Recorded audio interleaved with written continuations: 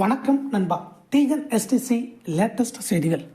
போக்குவரத்து கழக ஓய்வூதியர்களின் அகவிலைப்படியை உயர்த்த அன்புமணி வலியுறுத்தல்.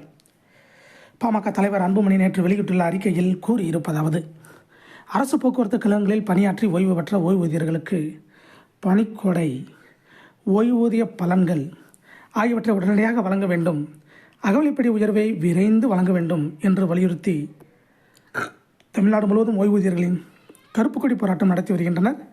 2015ஆம் ஆண்டு நவம்பர் மாதம் முதல் அவர்களுக்கு அகவிலைப்படி உயர்வு வழங்கப்படவில்லை. அவர்களுக்கு அகவிலைப்படி உயர்வு வழங்கப்பட்டால் இப்போது வழங்கப்படும் ஊதியத்தை விட கிட்டத்தட்ட 60% அதிக ஓய்வூதியம் கிடைக்கும். மின்சார வாரியத்தில் பணியாற்றி ஓய்வு பெற்ற தொழிலாளர்களுக்கு முறையாக அகவிலைப்படி உயர்வு வழங்கப்பட்டு வருகிறது. அவ்வாறு இருக்கும்போது போக்குவரத்து கழக தொழிலாளர்களுக்கு மட்டும் துரோகம் இழைக்கக்கூடாது.